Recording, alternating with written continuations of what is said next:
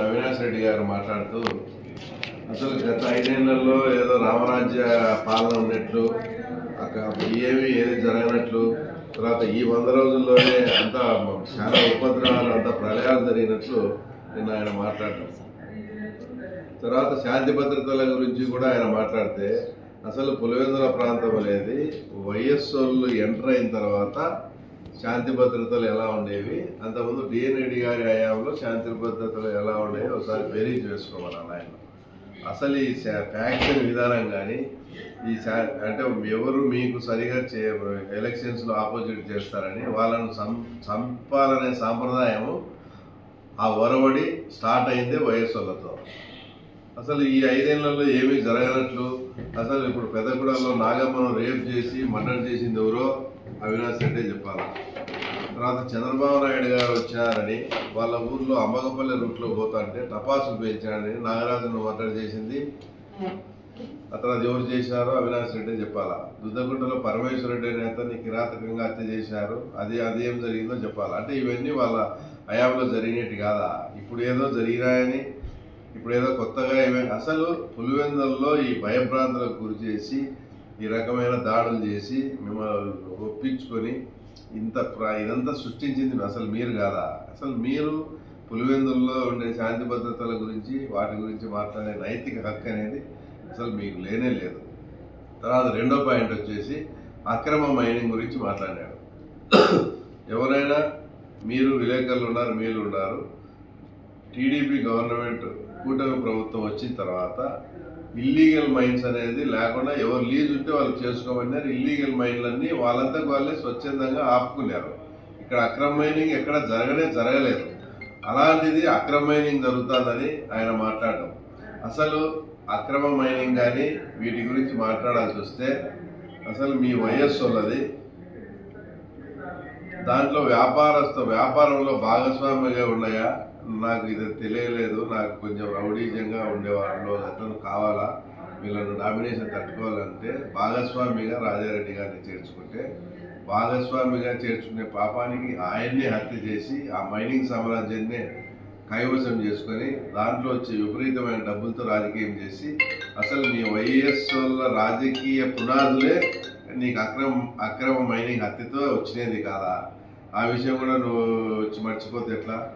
తర్వాత అంతెందుకు మీ మామ అక్కడ గ్రానైట్ వ్యవహారాల్లో అక్కడ చాలా ఇది జరిగి ఒక అతన్ని మర్డర్ చేసి ఆ మర్డర్ కేసులో జైలుకి పోయి వచ్చి లాస్ట్ 5 ఏళ్ళు నీకు సంబంధం లేకుండా కూడా ఒక పెద్ద కంపెనీలో 50% షేర్ దౌర్జన్యంగా తీసుకొని ఈ 5 ఏళ్ళు మీరు కదా అక్రమ మైనింగ్ చేసి డబ్బులు సంపాదించింది మీరు కదా. ఒక పక్క మీ అన్న కుటుంబం చూస్తే ఆయన నర్సయ్యని చంపి ఆ మైనింగ్, తర్వాత మీ కుటుంబానికి వస్తే మీ పిల్లనిచ్చిన మామ అట్లా చేసి నువ్వు మళ్ళీ అక్రమ మైనింగ్ గురించి మాట్లాడతావు. మీ ఇద్దరిది వదిలిపెడితే మీ నాయనది వైఎస్ భాస్కర్ రెడ్డి గారిది గత 5 ఏళ్ళు 40% ఆ తర్వాత ల్యాండ్ ఓనర్కి ఇచ్చి మైన్ ఓనర్కు 5-12 పైసలు ఎవరెవరికి? అవినాష్ రెడ్డి స్వయాన వాళ్ళ నాన్న అయినటువంటి వైఎస్ భాస్కర్ రెడ్డికి, ఆ తర్వాత నీతో పాటు ఆ కేసులోనే మీ సామముద్దాయి దేవిరెడ్డి శంకర్ రెడ్డికి, తర్వాత నీకు చిన్న ఆయన అయినటువంటి వైఎస్ మధుకు, తర్వాత భూమయ్య గారి పల్లె బైబిరెడ్డి వేముల జెడ్పీటీసీకి, తర్వాత వేలుపుల రాముకు 5-12 పైసలు ఆయన మాట్లాడుతూ రాజగోపాల్ రెడ్డిని కొట్టుకుంటూ తీసుకెళ్ళినారు.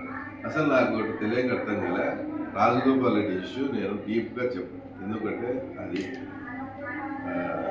పోలీసులు ఎంక్వైరీ స్టేజ్లో ఉంది. అది ఎంక్వైరీ స్టేజ్లో ఉన్నప్పుడు నేను దాని గురించి డీటెయిల్గా చేస్తే దాంట్లో కొందరు మహిళలు కూడా ఇన్వాల్వ్ అయి ఉన్నారు. వాళ్ళను కూడా ఇబ్బంది పెట్టినట్టుంటుందని ఆ కేసు నేను పూర్తి డీటెయిల్కి పోదలుచుకోలేదు. అసలు మీరు మామూలుగా ఆ రాజగోపాల్ రెడ్డి ఇష్యూ అనేది భారతమ్మ వాళ్ళ హాస్పిటల్లో పనిచేసే ఒక డాక్టర్ మధు వాళ్ళ మిస్సెస్ కంప్లైంట్ ఇచ్చిన దాన్ని బట్టి అసలు పక్కాగా వాళ్ళ మనుషులు వాళ్ళకి ఇట్లా అన్యాయం జరిగిందంటే అది పిలిపించాము. తర్వాత ఎస్పీ గారికి కూడా చెప్పినాము. ఎస్పీ గారు కూడా బాగా కన్విన్స్ అయ్యారు. దాంట్లో వాస్తవాలు ట్రాప్ చేసిన వాస్తవాలు అశ్లీల ఇది తీసింది వాస్తవం అదంతా బయటకు వస్తారు. ఇంకా 3-4 రోజుల్లో బయటకు వస్తుంది. ఆల్రెడీ ఇప్పటికి దానికి సంబంధించిన 30 లక్షల చెక్కులు 30 లక్షలు ప్రామిసర్ నోట్లు కూడా వాలంటరీగా వేరే వాళ్ళు కూడా తీసుకొచ్చి ఇచ్చారు. అంటే ఇవన్నీ మేము మోసం చేసి రాయించుకునేవాళ్ళం.